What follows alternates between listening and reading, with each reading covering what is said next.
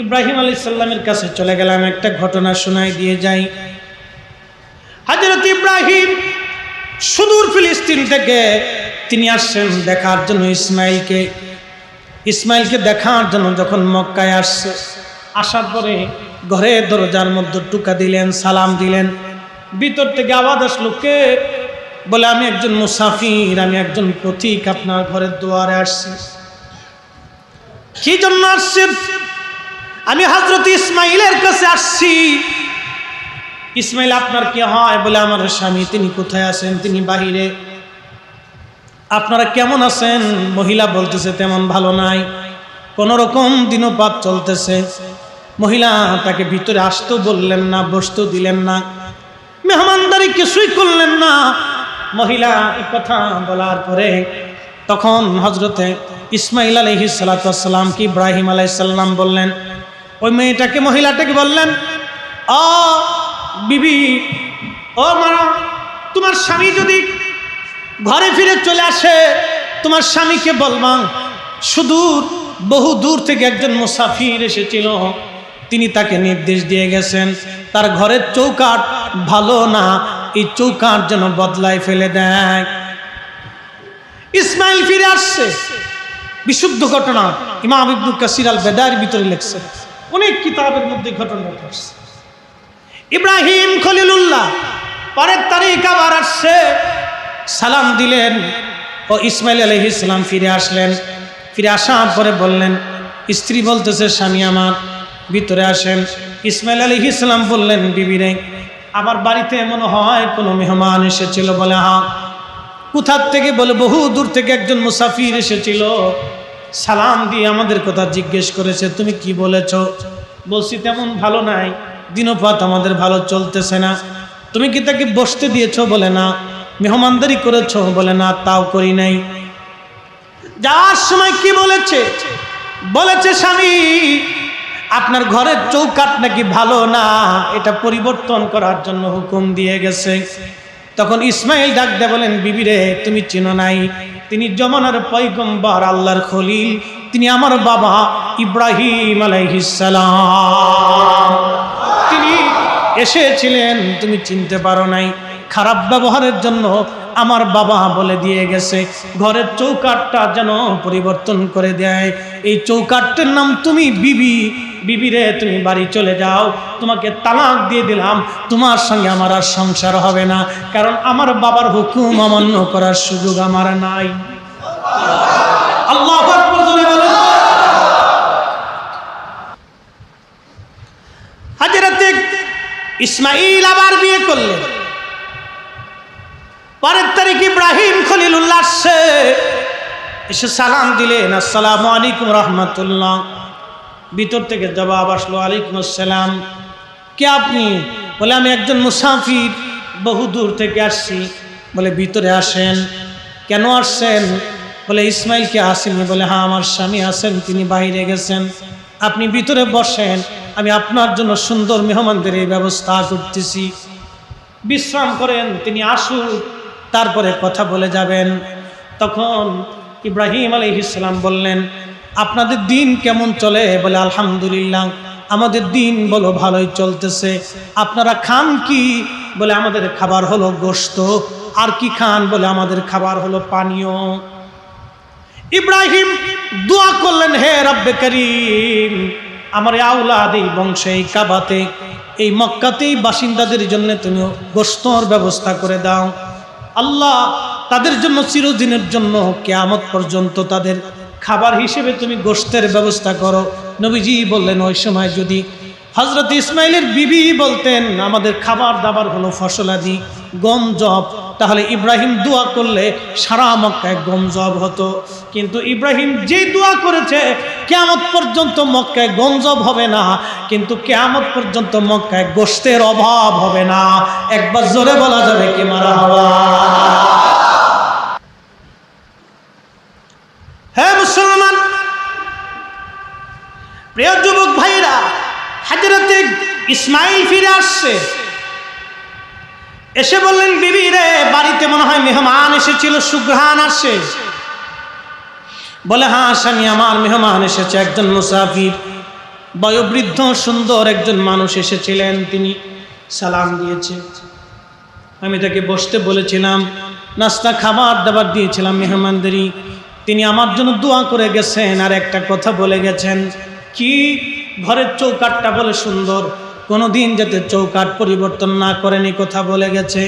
বিবিরে তুমি চিনো নাই, উনি অন্য কেউ না, উনি যমুনার পয়গম্বর আল্লাহর খলিল আমার আব্বা জান হযরত ইব্রাহিম আলাইহিস সালাতু ওয়াস সালাম তোমাকে খুব পছন্দ করেছেন, প্রশংসা করে গেছেন।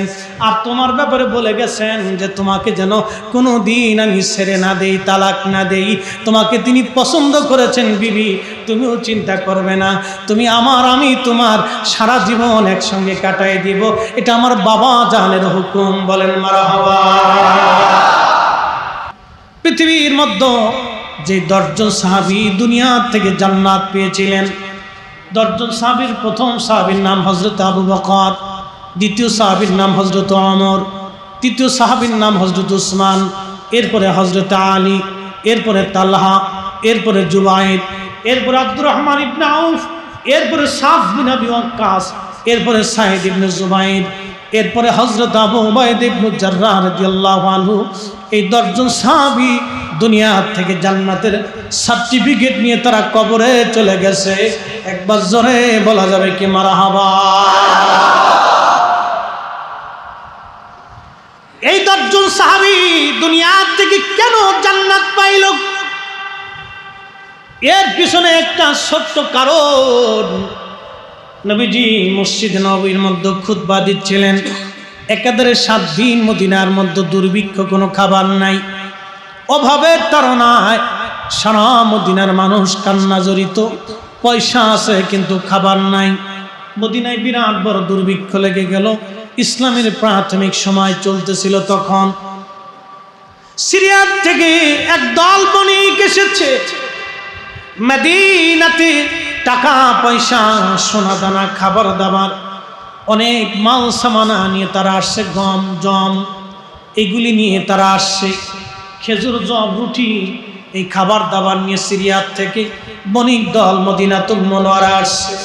আসার পরে হযরত রাসূল করিম সাল্লাল্লাহু আলাইহি সাল্লাম খুতবা দিচ্ছিলেন মসজিদের মধ্যে দাঁড়ায় দাঁড়ায়। এমন সময় একজন ঘোষণা দিয়ে গেল মসজিদের সামনে দিয়া, শুনছো মদিনাবাসী, মদিনাতে যাদের দুর্ভিক্ষ লেগে গেছে, সিরিয়া থেকে একদল বণিক আসছে খাবার দাবার নিয়ে, তোমরা যত তাড়াতাড়ি সম্ভব খাবার দাবার কিনতে চলে যাও, চলে গেলে আর পাওয়া যাবে না তাদেরকে। এ আশা নিয়ে হযরত রাসূল করিমের সাহাবীরা মসজিদের ভিতর থেকে পিছনের কাতার থেকে যেতে যেতে যেতে যেতে নবী খুতবা দেয়, সাহাবীরা চলে যায়। চিন্তা করেন কত কঠিন পরিস্থিতি ছিল। জুমার দিন নবী খুতবা দিচ্ছে, সাহাবীরা মসজিদ রেখে চলে যাচ্ছে। কত কঠিন দিন ছিল সেই দিন। একাধারে 7 দিন মদিনার কারো ঘরে কোনো খাবার নাই, এত পরিমাণে দুর্ভিক্ষ মদিনাতে লেগে গিয়েছিল। মা বাবার সামনে ছেলে মেয়েগুলি খাবারের জন্য কান্না করে। বলেন তো, চোখের সামনে সন্তান যদি খাবারের জন্য কাঁদে, পৃথিবীর কোন বাবা মা সহ্য করতে পারে?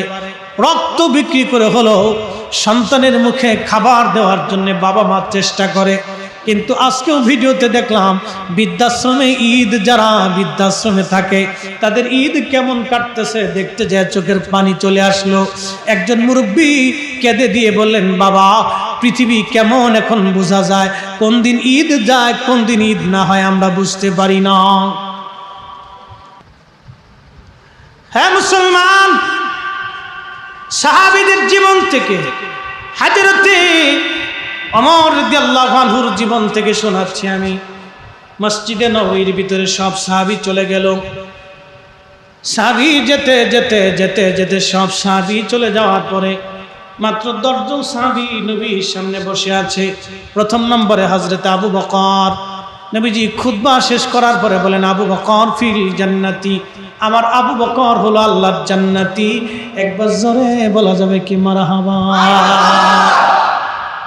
আবু বকর জান্নাতি, ওমর জান্নাতি, উসমান জান্নাতি, আলী জান্নাতি, তালহা জান্নাতি, জুবাইর জান্নাতি, আব্দুর রহমান ইবনে আউফ ফিল জান্নাতি, সাদ বিন আবি ওয়াক্কাস ফিল জান্নাতি, সাইদ ইবনে জুবাইর ফিল জান্নাতি, আবু উবাইদা ইবনে জাররাহ ফিল জান্নাতি। এই 10 জন সাহাবীর নাম ঘোষণা দিয়ে বললেন, এরা দুনিয়া থেকে জান্নাতের সার্টিফিকেট পেয়ে গেল, আমার আল্লাহ তাদের জীবনের আগে পরের সব গুনাহ মাফ করে দিল। কেন? সব সাহাবী খাবারের জন্য মসজিদ ছেড়ে চলে গেছে, মাত্র 10 জন রাসূলের সামনে বসে রয়েছে। আপনার জীবনের কোন আমল আল্লাহর কাছে পছন্দ হবে আপনি নিজেও জানেন না। কুকুরকে খাওয়াচ্ছেন, আল্লাহর কাছে পছন্দ হয়ে যেতে পারে, ওই খাওয়ানোর জন্য জান্নাত হয়ে যাবে না। আসতে হয়ে গেল না? সুবহানাল্লাহ। এই জন্য আল্লাহ বলেছেন, ন্যায় করো, ন্যায় ন্যায় ন্যায়, যেটা ন্যায় ইনসাফ সেটা করো, ইনসাফ সারা করো না, ন্যায়টা করো। হ্যাঁ মুসলমান, ন্যায় করতে হবে। আমার দেশে বিয়ে হয়, বিয়ের সময় লেনাদেনা হয়, বর পক্ষ মেয়ে পক্ষ দুইজনে বসে লেনাদেনা নিয়া, আপনারা কি দিবেন, আপনারা কি দিবেন, এত পরিচ্ছন্ন এত গেছে, আপনারা কি দিবেন, কাঠ দিবেন, এটা দিবেন, সাইকেল দিবেন, এটা দিবেন, ঘোড়ার ডিম, আগর ডিম, বাগর ডিম, সাগর ডিম, এত কে? রসুলের জমানায় তো সিস্টেম ছিল না, আল্লাহ নবীর জমানাতে এই পদ্ধতি ছিল। বাবা যতটুকু সামর্থ্য আছে ততটুকু মেয়েকে দিয়ে দিবে, স্বামী যতটুকু সামর্থ্য আছে ততটুকু স্ত্রীকে দিয়ে তারপরে নিয়ে আসবে। মারহাবা বলবেন না? না আর একটু জোরে বলেন না, মারহাবা। আর এই স্বামীর যতটুকু সামর্থ্য আছে দেনমোহর পরিশোধ করে দিয়া, দেনমোহরের দায়িত্ব হলো নগদ পরিশোধ করে দিয়া, বাকি যদি দিয়ে রাত্রিবেলা খায়, তুমি তো আমার, আমি তো তোমার মাফ সব করে দিয়ে জরিনার মা। উরে চালাকি রে, জরিনার মা চিন্তা করলো স্বামী তো সারা জীবন তো একসাথে থাকতে হবে, বেডি তো বুঝে না, আচ্ছা ঠিক আছে মাফ করে দিলাম, বাস হয়ে গেছে কাজ। দেনমোহর তো মাফ সাপের জিনিস না, খয়রাতি ব্যবসা বা এটা কোনো খয়রাত টয়রাত না, এটা জীবন, এটা তার স্ত্রীর হক, আপনি পুরাটা তার বুঝাই দিয়ে দিবেন। মারহাবা বলা যাবে না? আর শ্বশুর বাড়ির কাজ হলো প্রতিনিয়ত জামার খোঁজ নেওয়া, এই সুন্নত তো ভুলে গেছে।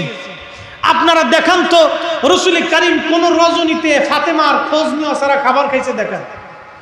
আপনি মেয়ে বিয়ে দিয়েছেন 6 মাসে খোঁজ নেন না, কারণটা কি? টুপি মাথায় দিয়ে খালি মসজিদে দৌড়ান আর যান আর বেরান, নাম টুপি মাথায় দিয়ে হাঁটি শূন্যতা হয়ে গেল, এরপরে 2 দিন পর পর সালিশ আসে, কারণটা কি? আপনার মেয়ে বিয়ে দিয়েছেন, প্রত্যেক মাসে মাসে খোঁজ নেবে, বাসায় ভালো রান্না হলে মেয়ের বাড়ি পাঠাই দেবে, আপনি পাঠান না। রসুলের সুন্নত মানেন যে একটা দিন যদি ঝগড়া লাগে, আল্লাহর কসম আমি হাতে চুরি পড়ব। আল্লাহ রসুল ফাতেমার ব্যাপারে, তার কন্যাদের ব্যাপারে যে সুন্নত পালন করেছিলেন, আপনি করেন তো। যদি ঝগড়া বাদে আপনার মেয়ে অশান্তিতে থেকে ওয়াজ বাদ দিয়ে হাতে চুরি পড়বে, জামাই চাবে কেন? ও চাওয়ার সুযোগ দিবেন কেন? আর জামাই চাবেই বা কেন? খয়রাতি ব্যবসা আসবে কেন? ছোট লোকি ব্যবসা, যৌতুক নিয়ে, আর সুর যৌতুকের টাকা দিয়ে গরুর গোশত খাওয়া আর সুরের গোশতের মধ্যে কোনো তফাৎ আছে? আসতে বলেন কেন? জোরে বলেন, তফাৎ আছে? কোনো তফাৎ। গোশের টাকার গরুর গোশত আর কুত্তার গোশতের মধ্যে কোনো তফাৎ আছে? কোনো তফাৎ। এই ছোট লোকি ব্যবসা আসবে। আপনার ঘরে ভালো রান্না হলে মেয়ের বাড়ি দিয়ে আসবে, গাছে আম হয়েছে পেরে মেয়ের বাড়ি দিয়ে আসবে, আপনার হাতে ভালো পয়সা আসছে নাতি নাতনির জন্য নিয়ে দিয়ে আসবে, দিয়ে আসবে। জীবনে কোনোদিন আপনার মেয়ে, আপনার জামাই ডান বামের দিকে তাকানোর সুযোগ পাবে, চিন্তাই তার মগজে আসবে। সুন্নত। রাসূল কারীমের ঘরে ভালো খাবার আসলে ফাতেমার জন্য দিয়ে আসতে, ফাতেমার বাড়ি ভালো খাবার আসলে নবীর বাড়িতে চলে আসতে। এই সুন্নত তো আমরা আজকে ভুলেই গেছি। মনি, এই যে গ্রামে প্রতিবেশীরা, অনেক দরিদ্র চাচা আছে, দাদা আছে, আপনার দাদার বাড়িতে ধরেন সে স্বাস্থ্য চাচার ওই দূর সম্পর্কে আত্মীয়, আমি বুঝাচ্ছি আপনাকে, একটু মনোযোগ দেন।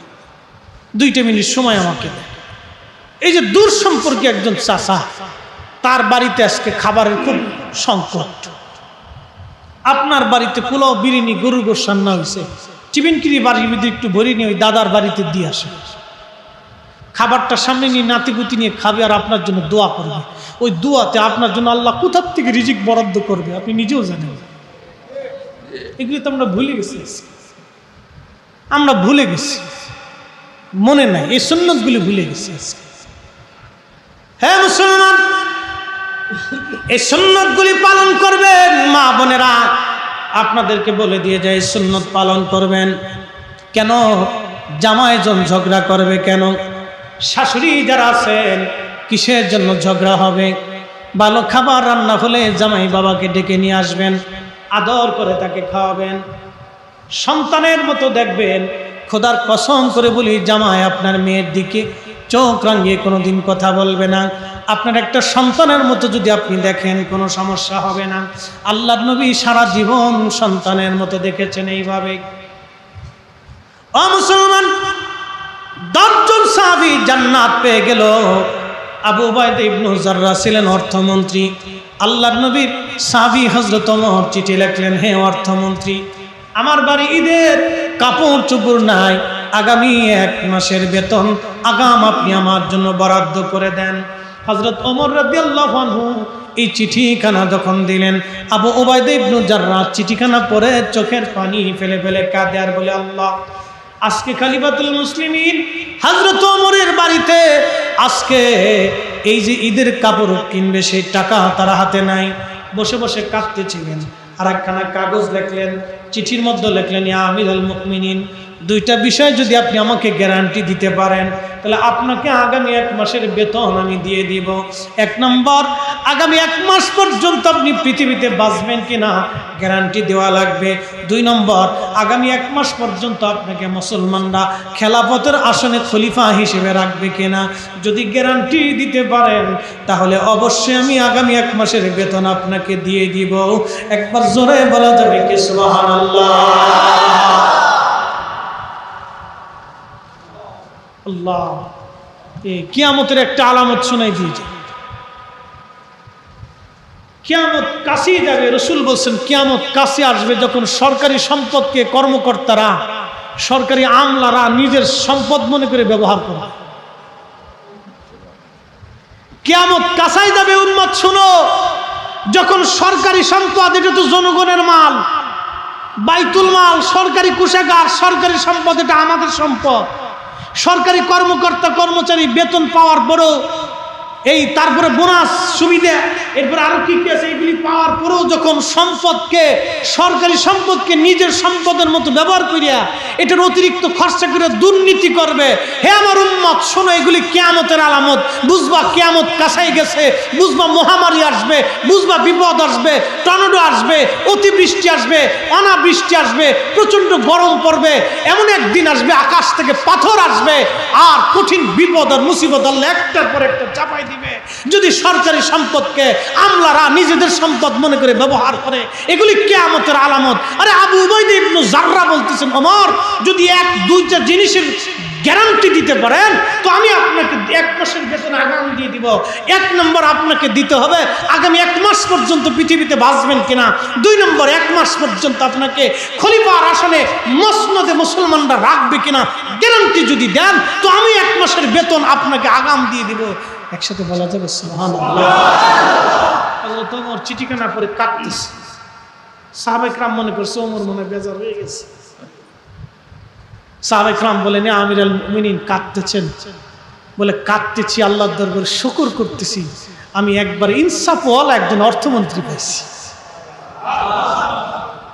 আমি আল্লাহর কাছে কাঁদতেছি এই জন্য যে আমি ইনসাফওয়ালা অর্থমন্ত্রী পেয়েছি, যার কাছে বাইতুল মাল যতদিন পর্যন্ত থাকবে, আর এইরকম অর্থমন্ত্রী পৃথিবীর মুসলমানরা যতদিন পাবে ততদিন মুসলমানদের কখনো অভাব দুর্যোগ হবে না।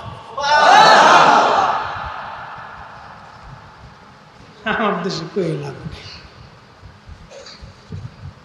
আপনি যাদেরকে ল্যাংটা মনে করে, ইউরোপ, আমেরিকা, অস্ট্রেলিয়া, চীন, জাপান, ওদের নারীরা অর্ধেক উলঙ্গ থাকে, বিয়ে হওয়ার আগে বাচ্চা হয়, অনেক বাচ্চাদের বাবার পরিচয় দেয়, কিন্তু যায় দেখেন মিথ্যা বলবেন, আপনাকে মালে কোন দিবেন, ধোঁকা দিবেন। আমরা মসজিদে নামাজ পড়ে যে দোকান খুলে মালে ভেজাল দিয়ে মালে কম দিয়ে বাস বিক্রি করে দিছি, কিন্তু একটু আগে কিন্তু আল্লাহর সেজদা দিয়ে গেছে, কইছে সুবহান রাব্বিল আলা, তুমি আল্লাহ বড়, এরপরে যে মালে কম মেরে দিছি।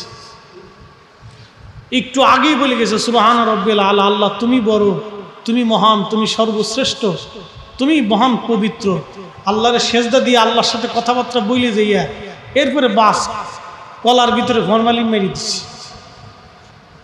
আনারস কিনতে গেছি টাঙ্গাইলের মধুপুর বাগানে, মাহফিল শেষ করে তাজা আনারস কেটে দেন, টাকা দিয়ে দিন, ঢাকাতে যে দাম এখানেও সে দাম দিন। হুজুর কোনো লাভ নেই। বললাম কারণ কি? ঢাকার আনারস যেটা, বাগানেরটাও সেটা। বললাম কারণ কি? একবারে গাছের গুঁড়ায় একবারে কায়দা মতো ইঞ্জেকশন মাইরে ফরমালিন ঢুকেই দিছি। খাবেন কি? কিছু করার নেই, এই অবস্থা চলতেছে। হ্যাঁ প্রিয় মুসলমান, এগুলি আমাদের ইনসাফের বাহিরে কাজ চলতেছে আমার সমাজে এগুলি, যার কারণে দেখবেন মানুষের বিভিন্ন রোগে আক্রান্ত। বিভিন্ন রোগে আমরা কেন এখন বেশি আক্রান্ত হই? গ্যাসের সমস্যা, শারীরিক নানান জটিলতা। আগের মুরব্বীদের এত রোগে ছিল না, ৭৫ বছর বয়সেও তারা হাড্ডি কামড়ায়, গোশত কামড়ায় খেয়ে গেছে। কারণ কি? খাবারের মধ্যে ভেজাল ছিল না, এখন খাবারের মধ্যে ভেজাল দিয়ে দিছে, বিষ খাওয়ানো হচ্ছে আপনাকে। কারা খাওয়ায় বাজান? সামান্য অর্থ লোভের জন্য, অল্পতেই খুব অল্প সময়ে বেশি ধনী হওয়ার জন্যে এই মানুষগুলি আমাদের দেশের মানুষকে বিষ প্রয়োগ করতেছে, বিষ খাওয়াচ্ছে। একটার পর একটা ভেজাল, নিত্য নতুন নতুন নতুন নতুন ভেজাল। ও মুসলমান, আল্লাহ বললেন না বান্দা তুমি ন্যায়টা করো, অন্যায় করো না, তুমি ন্যায় করো। এরপর আল্লাহ বললেন বললে হেসান, তুমি দয়া করো, মায়া করো। আল্লাহ পাক দয়া করতে বলেছেন। রাসূল কারীম বলেন মাল্লাম ইয়ারহামিন নাস মাল্লাম ইয়ারহামিল্লাহ, যে মানুষকে দয়া করে না আমার আল্লাহ তাকে দয়া করে না। যে মানুষকে দয়া করে আল্লাহ তাকে দয়া করে, যে মানুষকে দয়া করে আল্লাহ তাকে দয়া করে। একবার জোরে বলা যাবে কি সুবহানাল্লাহ? খিজির আলাইহিস সালামের নাম শুনছেন? একসাথে বলেন না মারহাবা। কষ্ট হচ্ছে আপনাদের বুঝি? কিছু সময় দেওয়া যাবে না আর ইনশাল্লাহ? খিজির আলাইহিস সালামের একটা ঘটনা শুনে কষ্ট হবে? একসাথে জোরে বলি তো আল্লাহু আকবার। আল্লাহু আকবার ওয়ালিল্লাহিল হামদু, বিসমিল্লাহির রাহমানির রাহিম।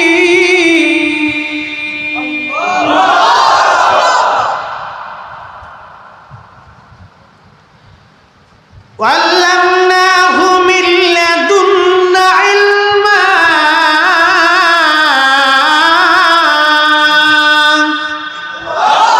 আল্লাহ বলেন আমি তাকে বিশেষ জ্ঞান দিয়েছিলাম, তিনি খিজির। ওনার জীবনের একটা আমল শুনে। একদিন উনি রাস্তা দিয়ে যাচ্ছে, এক পথিক এসে বললেন হে আল্লাহর বান্দা, আপনি আমাকে কিছু দয়া করে ভিক্ষা দেন, আমি একবারে অভাবী ঋণগ্রস্ত মুসাফির। অ্যাটেনশন, আমার দিকে তাকান। আপনি আমাকে কিছু ভিক্ষা দেন, আমি ঋণগ্রস্ত মুসাফির। হযরতে খিজির বললেন হ্যাঁ হ্যাঁ আল্লাহর বান্দা, তুমি ঋণগ্রস্ত মুসাফির, কিন্তু আল্লাহর কসম আমার কাছে দেওয়ার মতো কিছুই নাই। তখন ওই মুসাফির বললেন আপনি আমাকে দয়া করেন, আমি একবারে ঋণগ্রস্ত, খুবই অভাবী, আমি আপনার কাছে দয়া চেয়েছি, আল্লাহর ওয়াস্তে আপনি আমাকে দয়া করে কিছু ভিক্ষা দেন, আল্লাহর ওয়াস্তে দয়া করে ভিক্ষা আমাকে দেন। হযরত খিজির বললেন ও হে আল্লাহর বান্দা, তুমি আল্লাহর ওয়াস্তে আমার কাছে জানজা করেছো, আমি তোমাকে ফেরত দেব না। আমার কাছে কোনো সম্পদ বলে কিছুই নাই, তবে একটা কাজ করতে পারো, তুমি আমাকে বিক্রি করে দিয়ে গোলাম বানাইয়া যে টাকা পাও ওই টাকা নিয়ে যেতে পারো। আগে মানুষ বেচা কিনা হতো। তখন ওই ভিক্ষুক বলতেছে, মুসাফির ঠিক আছে তো? বলে হ্যাঁ।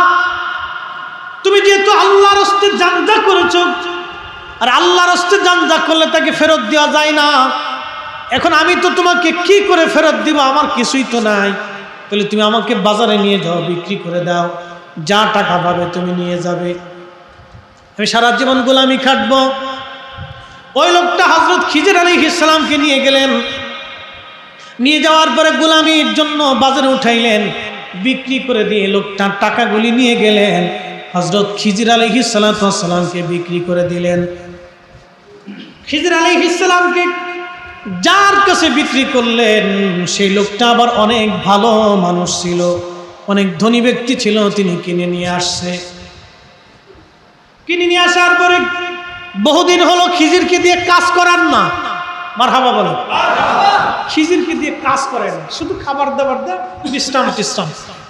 তো জিজ্ঞেস করলেন খিজির আলাইহিস সালাম, ও আল্লাহর বান্দা, আপনি আমাকে কিনে নিয়ে আসলেন, তো কোনো কাজ বাস্তব কিছু করান, তো কিছু কাজ তো করান, আমি তো আপনার গোলাম। তো বলতেছে না, আপনার কাজ করতে হবে, আমি এমনিতে আপনাকে কিনে নিয়ে আসছি, আপনি থাকেন। বলে না, কাজ না করলে হবে না, আমাকে কিছু কাজ দিতেই হবে। তো বলছে আচ্ছা ঠিক আছে, তাহলে আমার জমিন আছে, আপনি একটু জমিন চষেন, ফসলাদি কাটেন, দেখাশোনা। জমিন চষতে যেখানে 6 জন লোকের দরকার 6 দিন লাগে, খিজির আলাইহিস সালাম 1 ঘন্টায় সব করে দিয়ে চলে আসছে। জমিনের মালিক চিন্তা করে, এই বেটা আবার কেডারে? মারহাবা বলবেন। খিজির আলাইহিস সালামকে আল্লাহ ইলমে লাদুন্নি দিয়েছিলেন। 6 দিনে 6 জন কর্মচারী যা কাজের প্রয়োজন ছিল, সেই 1 ঘন্টার ভিতরে সব সারিয়ে দিয়ে চলে গেছে। তখন মালিক চিন্তা করে, লোকটা তো সাধারণ লোক না, লোকটা তো বিশাল কোনো আল্লাহ বলা লোক। আচ্ছা ঠিক আছে, আর কোনো কাজ দেয়। মালিক একদিন ডাক দিয়ে বলতেছে, খিজির, বলে হ্যাঁ, আমি তো একটু মুসাফির হব, সফরে বের হব, তা আমার স্ত্রী, আমার সন্তান, আমার পরিবার, আমার সব কিছু তোমার কাছে আমানত দিয়ে, আমি তোমাকে খুব আমানতওয়ালা পেয়েছি। তো বলতেছে, মালিক আপনি আমাকে কিছু কাজ দিয়ে যান, একবারে বেহুদা বসে থাকতেও ভালো লাগে না, আমি তো আপনার গোলাম। মালিক ডেকে বলে, খিজির, আপনার জন্য একটা কাজ হলো, আমি সফর থেকে ফিরে আসতে আমার কয়েক মাস সময় লাগবে, আপনি আমার জন্য সুন্দর করে ইট বানায় রাখেন, ইট, মাটি আর পাথর দিয়ে ইট বানায় রাখবেন, আমি এসে ইট গাঁথনি গেঁথে আমি একটা বিল্ডিং বানাবো। হযরত খিজির আলাইহিস সালামকে রেখে মালিক চলে গেলেন কাজে। বহুদূর সফরে চলে যাওয়ার পরে আল্লাহর ওলি খিজির আলাইহিস সালাম, কেউ বলেছেন তিনি নবী ছিলেন, কেউ বলেছেন ওলি ছিলেন, মতানৈক্য আছে। কেউ বলেছেন তিনি নবী, কেউ বলেছেন ওলি। যাই হোক না কেন, সে আল্লাহর একজন প্রিয় বান্দা। চলে গেলেন মালিক। বহুদূর চলে যাওয়ার পরে খিজির আলাইহিস সালাম যখন মালিক ফিরে আসছে, আসার পরে দেখলেন ইট তো না, একবারে বিরাট বড় একটা প্রাসাদ বানায় রাখছে, বিরাট প্রাসাদ বানায় রাখছে। মালিক এসে দেখো ঘটনা কি। খিজির, জি মালিক, বলছিলাম ইট বানাইতে, এটা কি? বলে আপনার জন্য প্রাসাদ বানাই ফেলছি, বিরাট বড় প্রাসাদ বিল্ডিং বানাইছে। কি করে সম্ভব? আল্লাহ করেছে। তখন খিজির আলাইহিস সালামকে মালিক বলতেছে, আপনি কে, আপনার পরিচয়টা আমাকে দেন। বলে না, দেওয়া যাবে। বলে না, আপনি সাধারণ কোনো ব্যক্তি না, পরিচয় দেওয়া যাবে না। পরিচয় দেন। কেন পরিচয় দিব? কেন আপনি সাধারণ ব্যক্তি না, আপনাকে আমি আর রাখবো না। তো না রাখলে তাহলে আপনি আমাকে মুক্ত করে দেন। বলে যান, আল্লাহর রাস্তায় আপনাকে মুক্ত করে দেন। সুবহানাল্লাহ।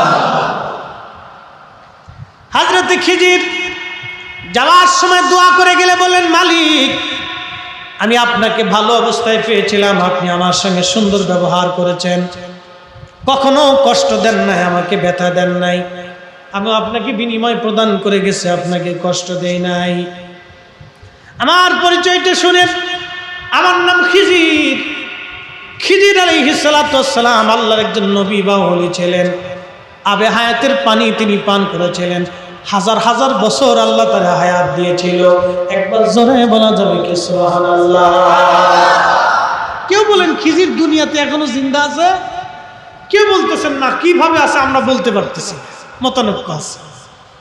তবে তিনি হযরত ইব্রাহিম আলাইহিস সালাতু ওয়াস সালামের জমানার আগে আদম সফিউল্লাহ, হাবিল আর কাবিল, এই দুইজনে যে মারামারি করছিল, ওই সময় হাবিল কাবিলের ঘরে খিজির আলাইহিস সালামের জন্ম হয়েছিল। কোন কোন ঐতিহাসিক লিখছেন কাবিলের ঘরে খিজির আলাইহিস সালামের জন্ম হয়েছিল।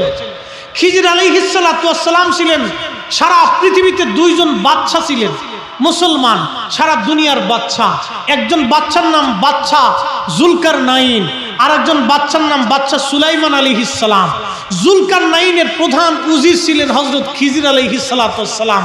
জুলকারনাইন ছিলেন হযরত ইব্রাহিম আলাইহিস সালামের জমানার বাদশা। ইব্রাহিম আলাইহিস সালামের কাছে কালেমা গ্রহণ করেছিলেন বাদশা জুলকারনাইন। আল্লাহ তাকে পৃথিবীর প্রত্যেকটা ইঞ্চির বাদশা বানিয়ে দিয়েছিলেন। একসাথে বলা যাবে আল্লাহু আকবার। খিজির আলাইহিস সালামের জীবনে একটা পাঠ শোনাই যায়। আবে হায়াতের পানি তিনি পান করেছিলেন। বলে হুজুর এটা আবার কি? বাদশা জুলকারনাইনের একজন বন্ধু ছিলেন ফেরেশতা। ফেরেশতাকে জুলকারনাইন ডাক দিয়ে বলেন, ফেরেশতা আমি শুনছি পৃথিবীতে নাকি আবে হায়াতের পানি আছে, যেটা পান করলে হায়াত সহজে শেষ হয় না, দীর্ঘ হায়াত সে পায়। আবে হায়াতের পানি আমার পান করার দরকার। তখন খিজির আলাইহিস সালাতু ওয়াস সালাম ছিলেন প্রধান উজির। ফেরেশতা বলেন, হ্যাঁ আবে হায়াতের পানি আপনি পাবেন, তবে আপনাকে বহু কষ্ট করা লাগবে। পৃথিবীর একবারে শেষ প্রান্তে যে আপনি পাবেন। হযরত বাদশা জুলকারনাইন এবং খিজির আলাইহিস সালাম দুইজন রওনা করলেন। যেতে যেতে যেতে যেতে বহু দূর পৃথিবীর একবারে শেষ প্রান্তে চলে গেলেন। জুলকারনাইন পিছনে ছিলেন, খিজির আলাইহিস সালাম সবার সামনে ছিলেন। খিজির আলাইহিস সালাম আবে হায়াতের পানি পান করলেন, কিন্তু জুলকারনাইন পান করতে পারে নাই। কেউ কেউ বলেছেন আবে হায়াতের পানি পান করার জন্য আমার আল্লাহ তাকে বিরাট দীর্ঘ জীবন দান করেছেন। একবার জোরে বলা যাবে কি সুবহানাল্লাহ? এই খিজির আলাইহিস সালামের একটা জীবন আপনাদেরকে শুনিয়ে, তার কথা কোরআন শরীফ সূরা কাহাফের ভিতরে আসছে। আপনারাও যদি দীর্ঘ হায়াত পান, দীর্ঘ দৌলত পান, ইজ্জত তালাশ করেন, তো পৃথিবীর মধ্যে দুইটা কাজ করে যেতে হবে। একটা কাজ আপনাকে করতে হবে, ঘরে বাবা মা যদি থাকে সারা জীবন বাবা মার সেবা করবেন। বলে কিভাবে? আপনাকে বাবা মা যেইভাবে লালন পালন করছে আপনিও সেইভাবে বাবা মাকে লালন পালন করবেন। একসাথে বলা যাবে মারহাবা। কয়টা জিনিস পাবেন? দুইটা। এক নম্বরে হায়াত, দুই নম্বরে দৌলত, তিন নম্বর ইজ্জত। তিনটা জিনিস যদি চান তো আপনাকে পিতামাতার খেদমত করে যাইতে হবে। এই তিনটা জিনিস আপনার একটা কাজের মধ্যে নিহিত থাকবে, ইজ্জত, হায়াত, দৌলত। পিতামাতার খেদমত করে যাবেন। আর একবার বাবা মার চেহারার দিকে মহাব্বতের নজরে তাকাইলে আল্লাহ একটা কবুল হজের সওয়াব লিখে দিবে। বাবা হজ হবে গ্যারান্টি আছে? জোরে বলেন, কোনো গ্যারান্টি আছে? আপনি হজ করতে গেছেন 6 লক্ষ টাকা খরচ করে, 4 লক্ষ টাকা খরচ করেছেন, এই তাওয়াফ করেছেন, বহু পরিশ্রম। হজ করা চারটিখানি কথা না, অনেক কষ্ট। এই বিরাট কষ্ট করে হজ আপনি আদায় করছেন, গ্যারান্টি কবুল হয়েছে কিনা কেন গ্যারান্টি নাই। কিন্তু মায়ের চেহারার দিকে একবার মহাব্বতের নজরে তাকাবেন, আল্লাহ রাসূল বলেন একটা কবুল হজের সওয়াব আল্লাহ আমল নামায় লিখে দিবে। নফল নফল না, ফরজ ফরজ ফরজ, সুবহানাল্লাহ, ফরজ ফরজ। কিন্তু বড় দুঃখের বিষয় হলো সত্য, আমরা এটা বুঝতে চেষ্টা করি, বুঝতে চেষ্টা করি। আচ্ছা আপনাদেরকে একটা কথা বলি, বাবা মা বৃদ্ধাশ্রমে থেকে ওই লোক যদি 36,000 বারো হজ করে, কাজ হবে? কি মনে হয় আপনাদের? সুযোগ আছে? আচ্ছা এই মসজিদে কেউ যদি কুত্তার গোশত খেয়ে নামাজে দাঁড়ায়, কুকুরের গোশত খাইয়ে আইসে যদি কেউ নামাজে দাঁড়ায়, সুন্দর মতো গোসল টোসল করে একবারে লাখ সাবান এই লাইফ বয় সাবান দিয়ে গোসল টোসল করি একবারে খুব ঢকালা সৌদি আরব থেকে কাপড় এনে জুব্বা বানাইয়া পাগড়ি টাগড়ি সুন্দর করে বাইন্দে সেন্ট পেন্ট আতুর মতো লাগাইয়া কায়দা মতো জায় নামাজ বিছিয়ে দিয়ে একবারে সুন্দর মতো নামাজে দাঁড়ায় গেছে, একবারে পুরা কোরআন শরীফ 2 রাকাত নামাজে শেষ করে ফেলাইছে। এরকম নামাজ পেলেও কবুল হবে? কারণ কি? একবারে ভিতরেরটা শেষ। কথাক্ষণ ঠিক কিনা? কেউ যদি লক্ষ বছর হজ করে বাবা মা বৃদ্ধাশ্রমে থাকলে, কেউ যদি 1000 বারও হজ করে বাবা মার খেদমত যদি না করে কাজ হবে নাই, কোনো লাভ নেই, কোনো লাভ নেই। প্রিয় মুসলমান, হ্যাঁ প্রিয় মুসলমান, এই জন্য আল্লাহ পাক বললেন আল্লাহ হাসান, তোমরা দয়া করবে, মায়া করবে। এরপর আল্লাহ বললেন ইন্নাল্লাহা ইয়ামুরু বিল আদলি ওয়াল ইহসানি ওয়া ইতাই যিল কুরবা ওয়া ইয়ানহা আনিল ফাহশাই ওয়াল মুনকার। আত্মীয়-স্বজন যারা আছে তোমরা তাদের সঙ্গে উত্তম ব্যবহার করবে। তারা দরিদ্র হলে ঘরের মধ্যে খাবার পৌঁছাই দিয়ে আসবে, অভাবী হলে খোঁজ খবর নেবে। এই যে ঈদ চলে গেল, আমাদের ফিতরা যাকাতের অংশ, সর্বপ্রথম আত্মীয় স্বজন পাওয়ার হক। অনেকে আছে আত্মীয় স্বজনের খোঁজ খবর নেয় না, আত্মীয়তার সঙ্গে সম্পর্ক রাখে না। আল্লাহর নবী বলেন উম্মত, তোমরা যদি আত্মীয়তার সাথে সম্পর্ক ছিন্ন করো তো আমি আল্লাহ তোমার সঙ্গে সম্পর্ক ছিন্ন করে দিব। তুমি যদি আত্মীয়তার সম্পর্ক ছিন্ন না করো তাহলে আমি আল্লাহ তোমার সঙ্গে সম্পর্ক ছিন্ন করব না। একবার জোরে জোরে বলা যাবে কি সুবহানাল্লাহ? ও মুসলমান, এরপরে আল্লাহ বললেন ওয়ানহা আনিল ফাহশাই ওয়াল মুনকার, তোমাদেরকে ফাহিশা কাজ করতে নিষেধ করলাম। আমরা অনেক সময় বকাঝকা করি, বাজে কথা বলি, বাজে বক্তব্য দেই, বাজে কথা বলি, বন্ধু বান্ধবের আড্ডায় মিলে আমরা অনেক সময় খারাপ কথা বলি। আল্লাহর নবী আল্লাহ কোরআনে ডাক দিয়ে বলেন তোমরা ফাহিশা থেকে বেঁচে থাকবে। অনেক সময় মিথ্যা কথা বলি, অনেক সময় আমাদের দেশের মেয়েরা অর্ধ উলঙ্গ হয়ে রাস্তায় পথ চলে, ফাহিশা কাজ করে তারা। এই যে বেপর্দা বেহায়া অবস্থায় রাস্তায় চলে। আল্লাহর নবী বলেন উম্মত, কিয়ামতের 80টা আলামত আছে। একটা আলামত হলো আমার দেশের মেয়েরা যখন অর্ধ উলঙ্গ হয়ে, আমার দেশের মেয়েরা হেলায় হেলায় ডোলায় ডোলায় গর্বের সাথে রাস্তায় চলবে, বুঝবা এটা কিয়ামতের আলামত। আবার বলি, মেয়েরা যখন হেলে হেলে ডুলে ডুলে গর্ব করে রাস্তায় হাঁটবে, বেপর্দা বেহায়া হইয়া, যখন বেপর্দা অবস্থায় হয়ে মেয়েরা রাস্তায় হেলে হেলে ডুলে ডুলে হাঁটবে, গর্ব করে হাঁটবে, লজ্জা শরম তাদের থাকবে না, তারা এই অর্ধ উলঙ্গ হাঁটাটাকে তারা গর্বের কাজ মনে করবে। আল্লাহর নবী বলেন উম্মত রে, তোমরা শোনো, এটা কিয়ামতের আলামত, কিয়ামতের আলামত। বুঝবা কিয়ামত আর বেশি দিন নাই। ইমাম মেহেদী আলাইহিস সালামের আগমনের সময় এসে যাবে। আল্লাহর আকাশ থেকে পাথর বর্ষণ হবে, প্রচন্ড গরম আসবে, গরম হাওয়া আসতে থাকবে, আর ভূকম্প ভূমিধস বাড়তে থাকবে, অনাবৃষ্টি অতিবৃষ্টি সাইক্লোন মহামারী বিপদ একটার পর একটা আসতে থাকবে। বুঝবা তখন কিয়ামত আর বেশি দূরে তোমাদের জন্য নাই। যখন নারীরা হেলে হেলে ডুলে ডুলে গর্বের সাথে বেপর্দা বেহায়া মতো চলবে, বর্তমান সমাজের দিকে তাকাইলে একেবারে কিয়ামত আর আলামত চলমান এবং দৃশ্যমান। কথা বলেন ঠিক কিনা? এরপরে আপনার কি বলে পরিষ্কার দেখা যাইতেছে, মেয়েরা বেপর্দা অর্ধউলঙ্গ হয়ে রাস্তায় হাঁটে, এটাকে গর্বের কাজ মনে করে।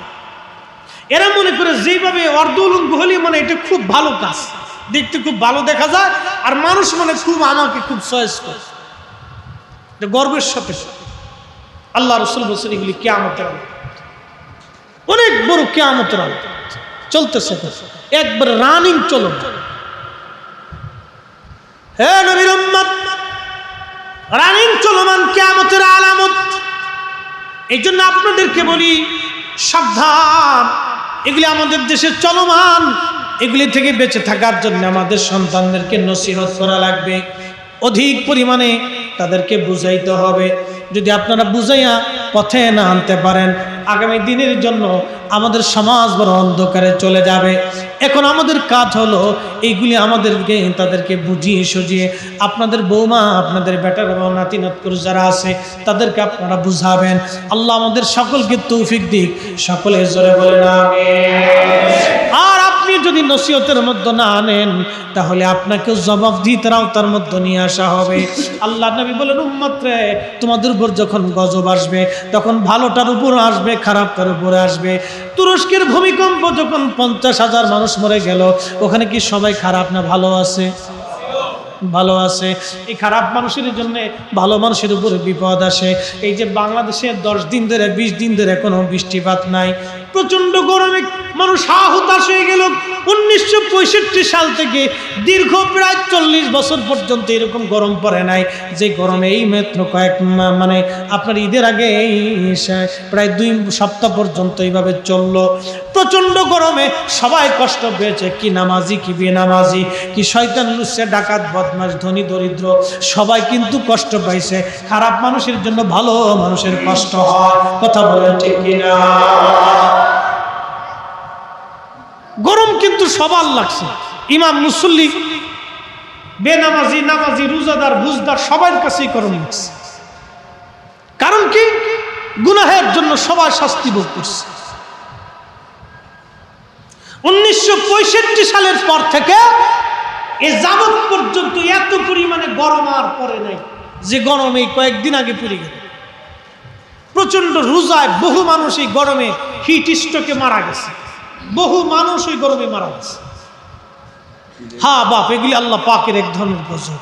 কারণ কিয়ামতের আলামত চলমান, রানিং চলতেছে, বহু আলামত।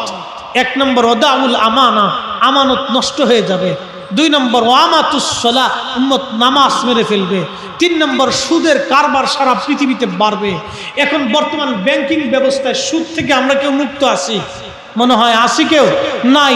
ছেলে বিদেশ টাকা পাঠাবে, টাকা ব্যাংকে রাখবে, ওখানে সুদ আসে, ইন্টারেস্ট আসে। ব্যাংকিং পদ্ধতি ছাড়া এখন ভিন্ন কোনো প্রক্রিয়া নাই। ব্যবসা কোটি কোটি টাকা ব্যাংকিং পদ্ধতি, বাড়ি করবেন ব্যাংকিং পদ্ধতি, টাকা কোথায় রাখবেন?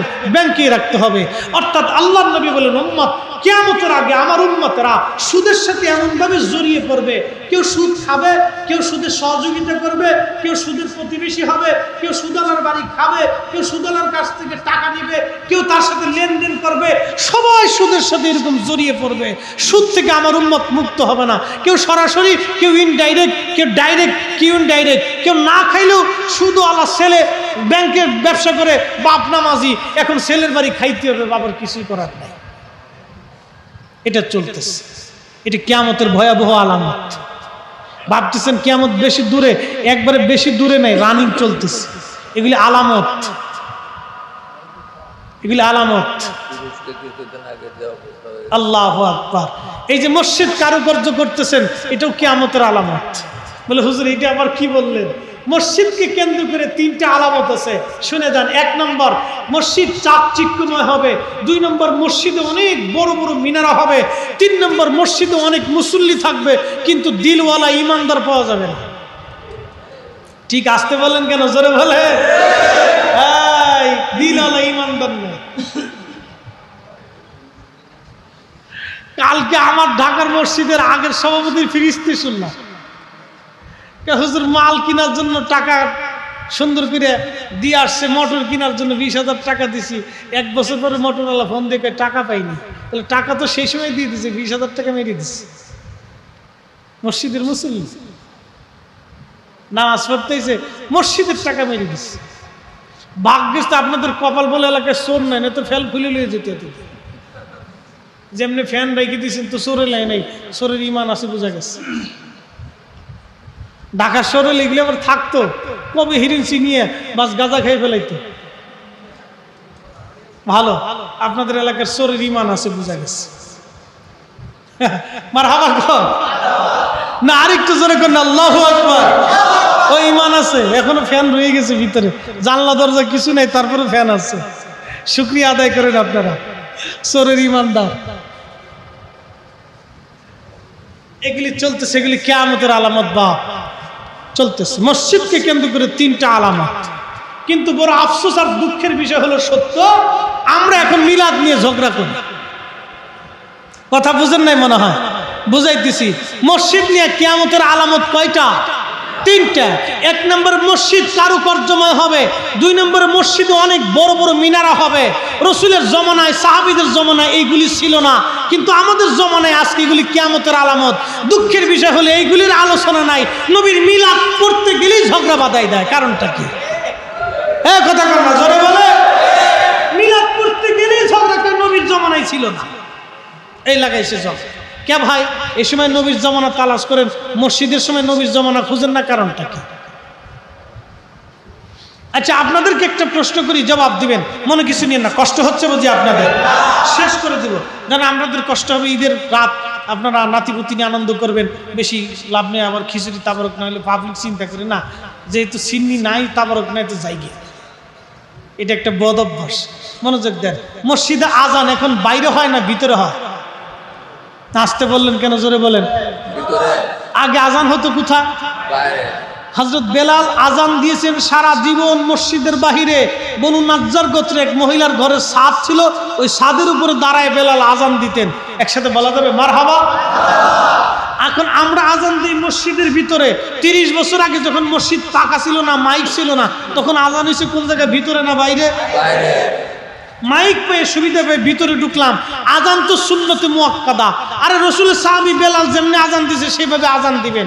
আমরা আজানের আগে অনেক সময় অনেক মসজিদে সালাতু সালাম পড়লে অনেকে শরীর চুলকায়, সালাতু সালাম পাইলেন কোথায়? আরে দুরূদ শরীফ তো বান্দা যে কোনো ইচ্ছা পড়তে পারে, এটা আজানের কোনো অংশ না, এটা দুরূদের অংশ মনে করে পড়ে, দোয়ার অংশ মনে করে পড়তে পারে, অসুবিধা নাই। কিন্তু এই সময় গেলে তখন বিতর্কের মাসালা আসে। কিন্তু মসজিদের ভিতরে আজান দিতেছে না বেলাল দিয়েছে, না সাহাবী দিয়েছে, না তাবি দিয়েছে, না তাবি দিয়েছেন, না 1400 বছরের ইতিহাসে কে মসজিদের মধ্যে আজান দিয়েছে? 1400 বছরের ইতিহাসে মসজিদের ভিতরে আজান দেওয়ার কোনো রীতি নাই, নীতি নাই, নাই। 1400 বছরের ইতিহাসে মসজিদের ভিতরে আজান দেওয়ার কোনো নীতি নাই। মাইক আসার পরে মসজিদে ঢোকা হয়েছে। তো মসজিদের বাহিরে আজান দেওয়ার নিয়ম, সেই মসজিদের বাহিরে আজান দেওয়ার নিয়মটাকে মসজিদের ভিতরে ঢুকাই দিল। এই বেদাত চোখে দেখে না, খালি নবীর দুরূদ সালাম পড়তে গেলে শরীরে চুলকায়, তার মানে বোঝা গেল নবীর সাথে দুশ্মনী আছে। এগুলি চলতেছে। ঝগড়া বাধাই দিয়ে মনে করছে আমি বিরাট বড় মুফতি, মানুষ আমার চিনি না, আমার একটু চিনি, এগুলি চলতেছে। এগুলো আফসোসের সাথে কথাগুলি বলতেছি। এরকম বেদাত বললে আমরা অনেক বেদাতের হিসাব আপনাদেরকে দিতে পারি।